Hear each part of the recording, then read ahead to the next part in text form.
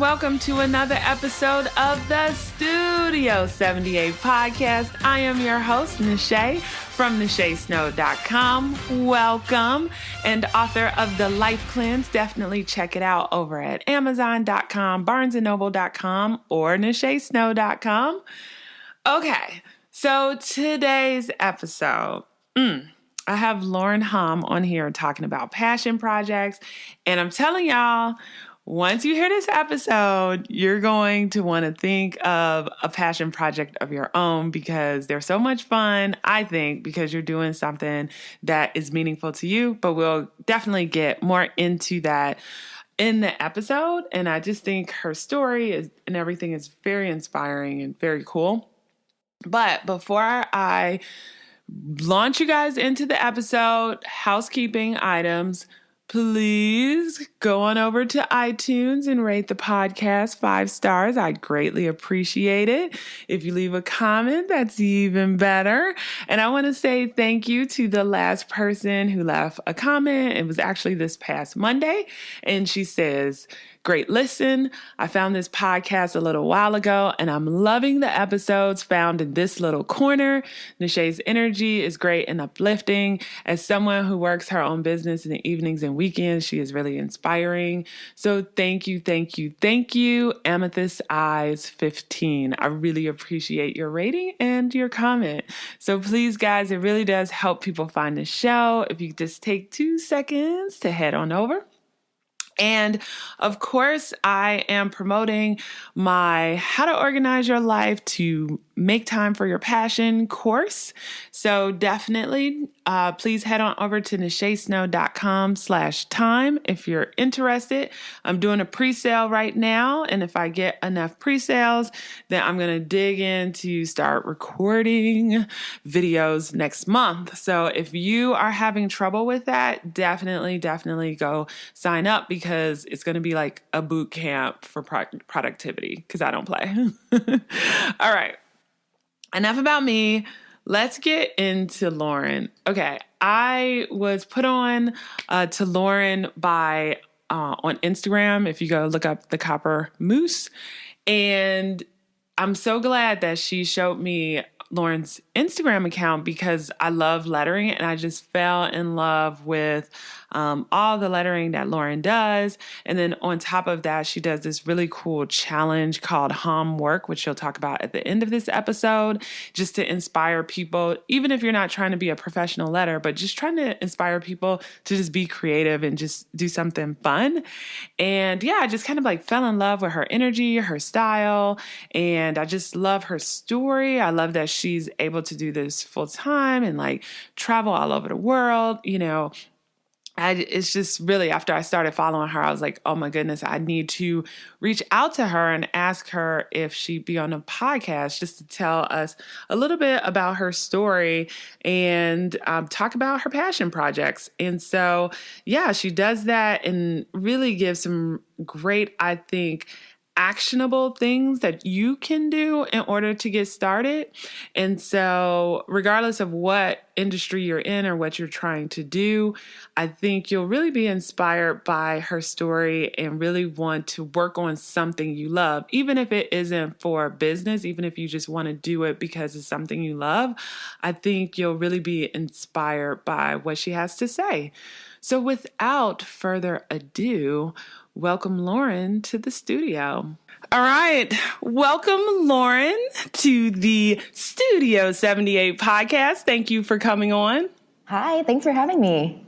Absolutely. Can you just tell the audience a little bit about you before Hom Sweet Hom? Okay, so I guess doing what I'm doing now, I grew up in a small suburb in Southern California. I had always been artistic, and my parents are really great about like encouraging that. I was signed up for dance classes and painting classes and art classes, and I could pretty much do whatever I wanted at home. They let me paint all over my walls. It was great. But then when it came to choosing it as a career, they were a little bit more hesitant. They were like, oh, are you sure you want to do that? And, it just kind of reinforced the whole art is fun and it's a hobby, but like don't do it as business because it's not a secure like job path. And so I ended up convincing them to let me go to art school if I studied advertising and marketing, because it was kind of like that perfect intersection between practical, like going to work at an office and work on like commercial ad campaigns and still get to be creative. So I thought it kind of was the sweet spot.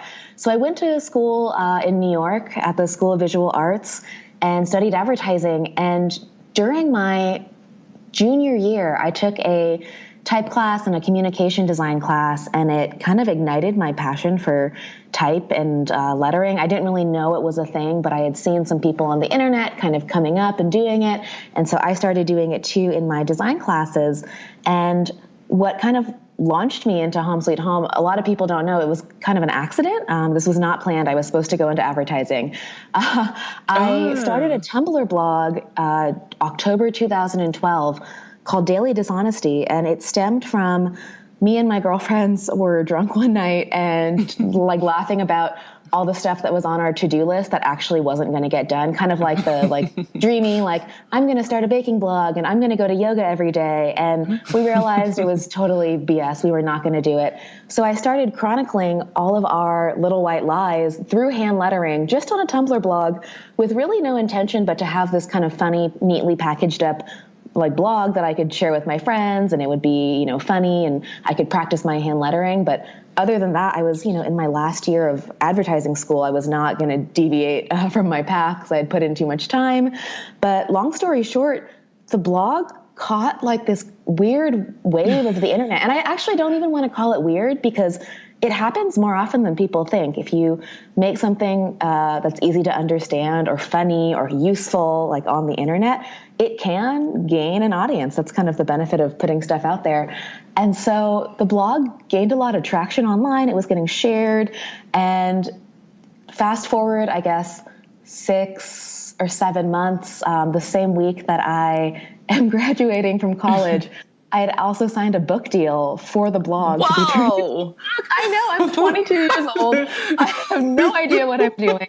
And I was just blown away by like, you know, what are the chances that this weird little thing that I made would turn into this, you know, 7 months later. And that at the same, it was weird timing though, because at the same time I was graduating, getting my degree, I had gotten a job at a big ad firm, like staying the course. But then I got this book deal. My work was circulating around the internet, not for advertising, but for hand lettering, which was not part of the plan. And so I was juggling this, like, you know, some freelance lettering work. People wanted to hire me. I had the book deal, but then also my 9-to-5 job.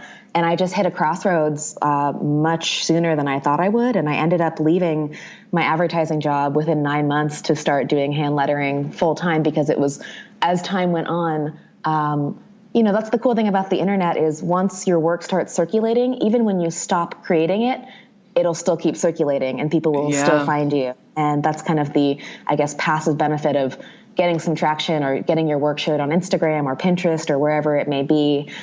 So that didn't stop. And so I was able to build up a client list and make the transition fairly smoothly just because of that one drunk idea I had for that blog. Well, can you talk a little bit about how that transition looks like? Only because some of the listeners out here are kind of in that weird place where they're working a 9-to-5, but their business has caught fire and they don't know exactly how to make that transition. So how did that look for you?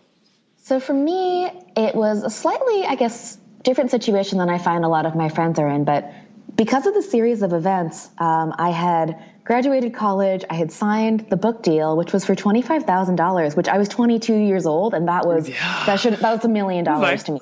So I had this like nest egg put aside, which I know isn't normal for a 22-year-old to have. But because I had that savings, it let me quit my job a little bit more comfortably, like if I'm being honest. But the transition, I think that was the hardest part for me. And I find this is a very hard part for a lot of my peers too, is the emotional transition of convincing yourself that, okay, like I have all my ducks in a row and I'm going to pull the plug, I'm going to do the thing. And you just drag your feet on it for like days, weeks, months. So I did drag my feet too, because the hardest part was admitting to myself that, hey, you know, I spent 4 years studying advertising and this new opportunity has presented itself that has nothing to do with my degree, or seemingly nothing to do with my degree, I thought at the time. And was I really going to give those 4 years of work and this like path that I had built for myself up for this lettering thing? And for me, I guess as my passion for lettering and just my business for lettering started growing on the side, it just so happened that my satisfaction with my full-time job was waning. So all the levers were like perfectly in order for me to be like, okay, I had my big realization when I was unhappy at my job. We were working weekends, late nights. I was canceling plans with friends all the time. And to be honest, I just wasn't into the work I was making. And I think as a creative person, I didn't realize how big of a factor that was of actually enjoying the work versus just getting paid to do a job. And I made the decision when, I guess my satisfaction with work was as low as it could be. And then lettering seemed to be this kind of life raft that was waiting for me. And I figured my big decision was, okay, I'm 23 years old, and the difference between, I guess, getting a new job, if this lettering thing doesn't work out, like I'll just come back to the advertising industry, tail between my legs, and it'd be that hard to find a comparable job, because I had graduated at the top of my class and I was confident in my advertising abilities, but I figured I would kick myself if I didn't give it a shot. So I find oftentimes too that a lot of people's businesses thrive once they put 100% of their time and love and energy into it. And that's what happened with mine. Is it was starting to flourish while I was doing it on the side. But the second I quit my job and realized I had no paycheck coming in, I had just kind of start from scratch, my motivation went through the roof. And I know that's not the case for everybody, but I like hit the pavement running, and within the year I had matched my same salary that I had at my full-time job. And so that was a good indicator for me. And it was an entry-level salary. But that was a good indicator. But still, it's impressive. I figured even if I didn't, I knew I had my savings to live off of. So my advice to anyone who is working a 9-to-5, but wanting to go freelance or wanting to jump full-time into their side hustle right now is, I guess, I feel like a mom saying this, but practically you should have some savings. Everyone's comfortable with a different amount, but 3 months, 6 months to float you, should the business not be generating your same income now. So when I was thinking about leaving my job, I just started saving up a bunch. I redid my website. I reached out to people in my family and my social networks, being like, hey, I'm looking for more freelance work. I found an illustration agent to represent me. I did a lot of work ahead of time that could, before I even left my full-time job, to try to make that transition as like smooth as possible. I listened to a bunch of podcasts, the normal stuff. No, that is amazing. And what I love about your business too, because I forgot to ask, so what year did you officially start your business? I officially started my business full-time in early 2014. Okay, perfect. And so, it's been several years now, and I noticed you have a book, you have a course on Skillshare, you do speaking engagements, plus you have your freelance projects. How did you learn to diversify, I guess, your income over time? Did you start out mainly with freelance projects, and then as that picked up, you slowly diversified your income? I just wanted to know how you went about doing that and figuring that part out. Yeah, that part was very trial and error. I guess, for anyone who went to art school, or even, I guess, a liberal arts college, I didn't take any business classes. We didn't get any of that. And that would have been so helpful. And so diversifying my income was something that happened organically over time.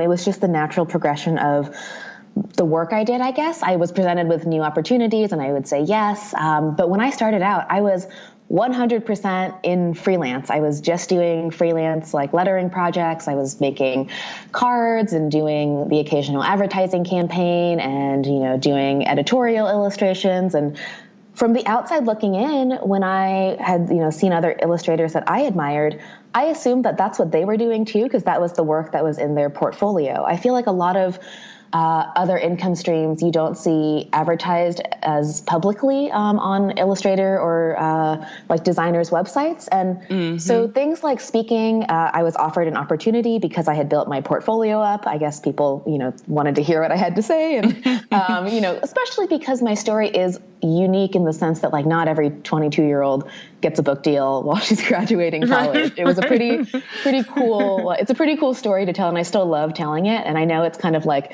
the odd one out, but it can happen. And there's no harm in trying. I think that you never know until you try. And so, yeah, when it came to workshops and courses, Skillshare approached me. I was living in New York at the time, and this is actually a really fun story. So similar to Daily Dishonesty, after that, I realized, hey, maybe there's something to making these like small little micro passion projects like around one idea, like Little White Lies, and packaging them up as little micro blogs. So I started doing a bunch of those. And in 2015, I did this project called Will Letter for Lunch, where I was going around New York City restaurants and offering to redo their like sandwich board outside with their daily special. I offered to do it in exchange for whatever food that I lettered. So if the daily special was like a grilled cheese and a cup of tomato soup, I would get paid in a grilled cheese and a cup of tomato soup.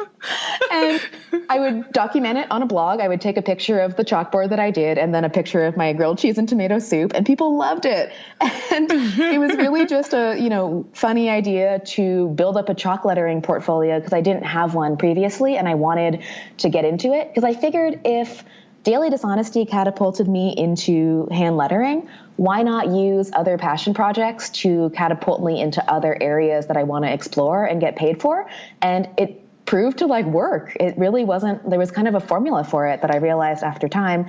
So while I was doing this Will Letter for Lunch project, I had handed a flyer of mine out at a big food, like a weekend food fair.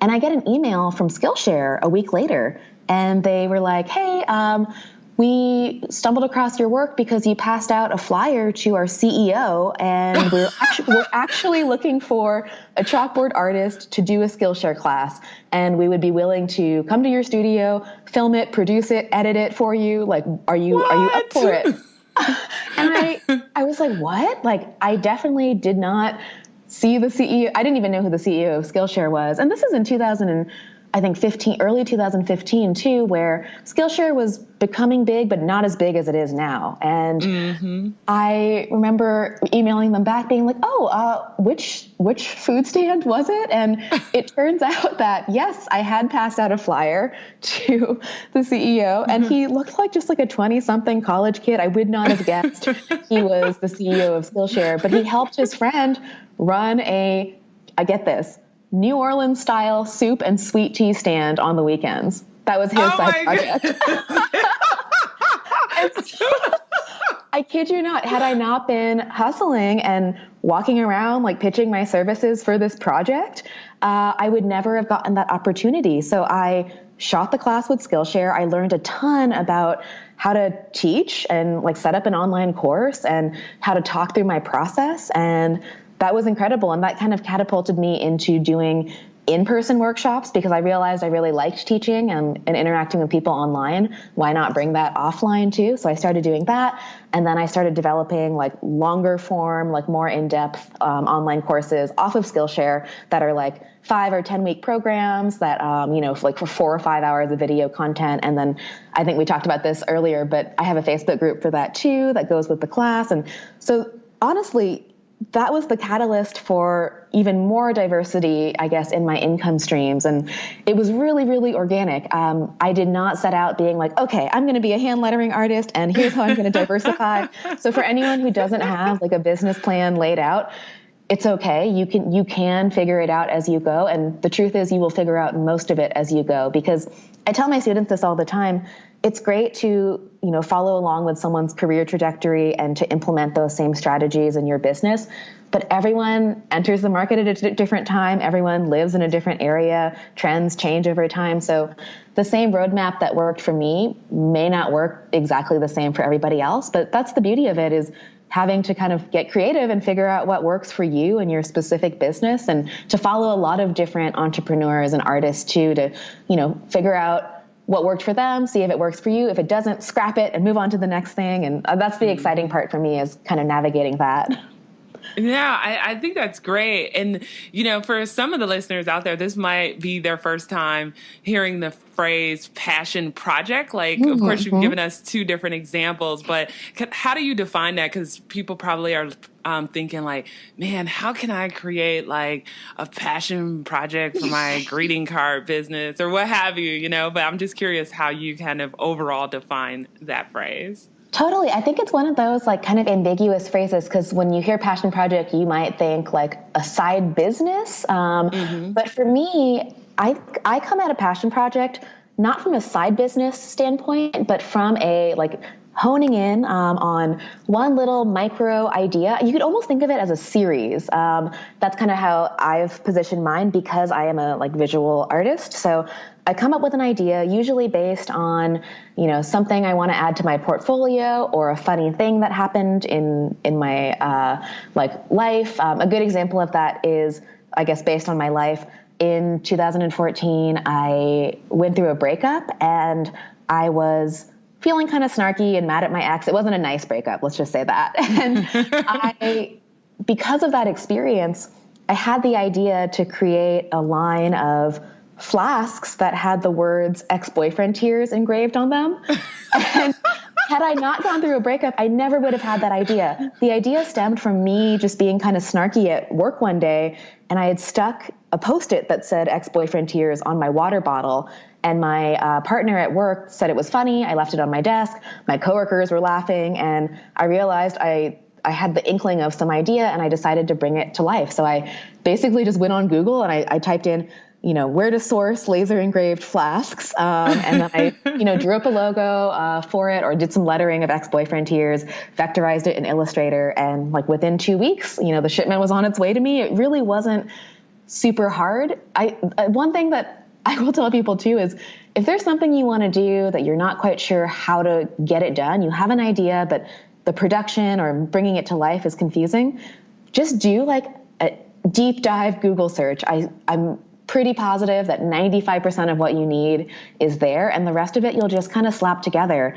If it gives anyone any, like, I guess, to make them feel better too, when I started Ex-Boyfriend Tears, I had originally made flasks and mugs and like drinking like pint glasses with the logo on it, and I didn't realize how awful it is to ship glass. And so my first shipment, I didn't package well enough, and like all like 30 or 40 glasses that I shipped arrived damaged, and I had to refund people, and it was really bad. But that was just kind of like a little blip, like, oh, like now I know that for the future. And so from that little like oops, I realized that, hey, it's actually much easier to ship a flask. They don't break. They're actually cheaper to produce. And my profit margin is higher because it's metal and it's engraved. So I ended up cutting the mug and the cup, and I just sold flasks. And that was the business from there on, after that kind of bad experience. So like I said, a lot of it is learning as you go, and don't beat yourself up too much, because as long as you learn from your mistake, it's still valuable. And yeah, so a passion project to me is a little like micro idea that you can package up. Usually I give the project a like kind of quippy name. I'll make a little logo for it. I'll buy a URL if it's available, or if it's a big enough idea for it. And yeah, I package. It's kind of like packaging up a little product line, but it's based on something that has a little bit, I don't know how to describe it, more virality to it. So usually if you use your own like life experiences, if you make a, like again, line of flasks based off of a breakup, or you make a series of hand lettering pieces based on just little white lies. So you really have to niche down, and you could think of it as like a, 20-part advertising campaign or something if you're doing a series. Mm-hmm. And what I realized that actually did for me, I didn't know it at the time, but this is where my advertising background played in. Because I was so used to thinking in campaigns, in class we would think of bigger campaign ideas and then execute multiple pieces within it. My passion projects kind of fell into that same format, and it actually ended up getting me hired for a lot bigger jobs, like starting out, because art directors and brands could see my portfolio, and they weren't just a bunch of one-off pieces. It wasn't a bunch of singular stuff. It was, hey, this illustrator knows how to execute 5, 10, 20 pieces under the same idea in the same style. We should hire her for our next campaign. And that's what happened. And that can be the beauty of a passion project too, is you have these much juicier projects in your design or illustration or lettering portfolio. And, you mentioned too, like, how do you start a passion project for like a greeting card line? This works for any kind of business, not just illustrators. I think that writers can use passion projects. You could make if you had a series of, let's say, haikus about raising twins. That's really niche, I know. But as long as you focus in on, okay, this is the medium that I'm going to use, this is the style I'm going to use, and this is the idea I'm going to stick to. And it needs to be an idea that isn't just like dogs or like the beach. It has to be a very focused idea. And I find that positioning it that way, that's kind of the formula, I guess. Like, yeah, skill set, a style that you want to like explore, and then an idea you're going to execute under exclusively. I find that it's one, good practice, and then two, it's also really nice because as a creative, I think that we have so much more going on in our lives than we did before. And now when you sit down to work on something, you have a starting point. You don't have to stare at a blank page or a blank document or whatever it is. You sit down and you know, okay, today I'm going to draw a Daily Dishonesty, but there are hundreds of them I could choose from. So I find that it helped me focus a little bit and practice more. And honestly, my lettering wasn't fantastic at the beginning, but because I practiced for years after that, it just slowly got better over time. And like I mentioned, the Skillshare opportunity came from my other passion project, and the Skillshare turned into me doing my own workshops. And it was all just like little stepping stones to the next thing. My career has very much been get to one stone and then like jump to the next one. There has never been a bigger vision, I would say. And it's exciting for me. I think I like it because it allows me, my business will take whatever natural evolution it is going to take. And that's exciting to me.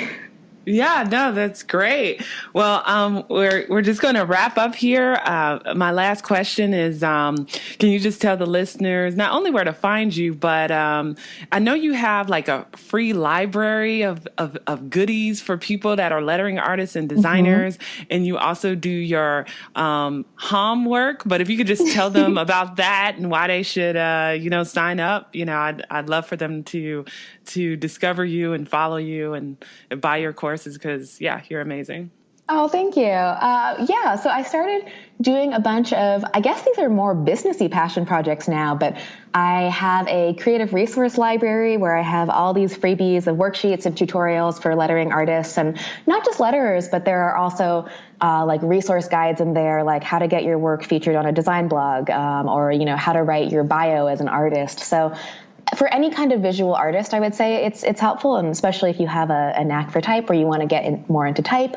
And then, I run my weekly challenge, homework, and that stemmed from, for anyone who's a letterer or illustrator, there are a lot of these challenges you can find on Instagram where they'll give you a prompt for the day, and usually they're things like, letter the name of the month, or like letter your favorite color. And they're a little bit simple. And because I come from an idea background, I decided I wanted to make a lettering challenge that taught people how to think a little bit differently and come up with their own content and find their voice. So every Friday at 7 a.m., I actually just sent one out. I send out my weekly homework, and I'll never tell you exactly what to letter or draw, but I'll give you kind of a rough idea of, like, this week's challenge is actually really fun if anyone wants to participate.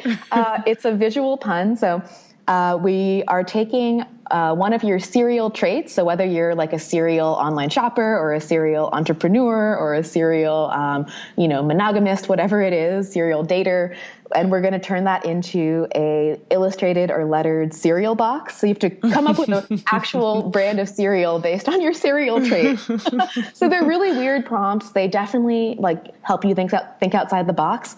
And I've actually gotten great feedback from people. There are 25,000 people signed up, which is incredible. It blows my mind that many people want to read them. Even if you don't do the challenges, they're just fun to read and kind of bounce around in your head, even if you don't actually do the artwork. But if you do, then you post it on Instagram with the hashtag Homworks, just homework without the E. And then people can kind of go check out each other's things. And what I didn't realize at the beginning was it's actually kind of like a mini art class, because in school we used to get assignments from teachers and then we'd all do them and hang them up in class the next week and see how everybody else approached the brief. And with this one, now you can just go in the hashtag and see what everyone else made for their cereal box or for their greeting card or whatever it may be. And I found that it's a great way for people to connect in the creative world. And I've been running it, I kid you not, for 60 weeks in a row. I didn't think I was going to be running it for this long, but that's dedication. Oh my goodness. It's part of my weekly routine now. And yeah, it's been really great. And you can sign up for it just at homsweethom.com/subscribe. And when you sign up for Homework and the Creative Resource Library, it's all in one. So you get everything and you can uncheck what you don't want. But I figured I'd give you all the goodies in one place. And most people tend to like to follow along anyways. Oh, perfect. Well, thank you so much for coming on the podcast. You've dropped a ton of knowledge bombs. Thanks again. Yeah, thanks for having me. This was so fun. Oh my goodness. So how amazing was this episode? Even re-listening to it again, I'm pumped. I need a passion project. What's my passion project going to be? But I just really love this episode, and I love what she's been able to do, and I love that she's found success doing something that she absolutely loves. And I love to hear from you guys too. What passion projects are you guys working on or thinking about working on? Or after hearing this episode, did it give you some ideas? Please, tag me or tag Lauren and let us know, what are you going to start working on now that you've heard this episode? I'd really love to just hear your thoughts. And also, I want you guys to really take away some things that she mentioned in this episode. One, on this podcast, we're always talking about making that transition to maybe a full-time entrepreneur. And it's right for some people. It's not right for other people. But I love the tips she gave to make sure that you have these things in place before you decide to make that jump. Because maybe you're like, the time is now. But she's like, have 3 to 6 months worth of savings to put away, which I think is super key. So you can have that emergency stash.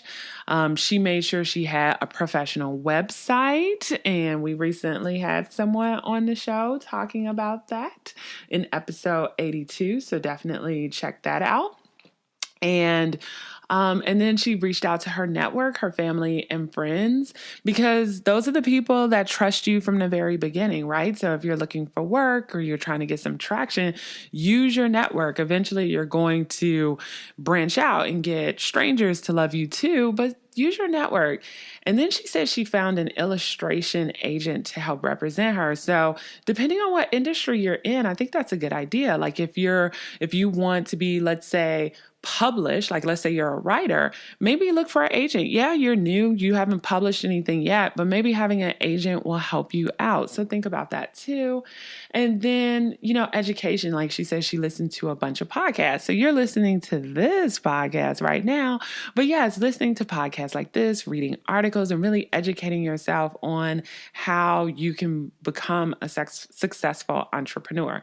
So I thought those were some really great tips that she shared. And then also I loved what she said about the micro project, treating it as if they're little campaigns, right? This micro idea that you package up. So she has a quippy name for it, she said. She'll make a logo for it. She'll buy a URL if the idea is big enough. She encourages you to use your own life experiences, because then you're going to be more passionate about it, because regardless of what happens, if it goes viral or not, it still makes you feel good, right? Because you're not doing it necessarily to get noticed, but if you do, that's great. And then, just thinking of it as as a small campaign. So great tips that I feel like Lauren provided. A lot of bold, actionable things that you guys could start working on today, not tomorrow, not next week, but today. And anywho, I just hope you all really found this episode to be very inspirational. You can find the show notes and all of the links that were mentioned in this episode on nachesnow.com/83. So please, if you love this episode, please share it with your audience, share it with a friend, share it with a family member, anybody who you think can benefit from it, because sharing is caring. All right, you guys, until next week, I'll check you guys out later. Don't forget to rate the pod and don't forget to check out the class. Okay, see you guys next week. Bye.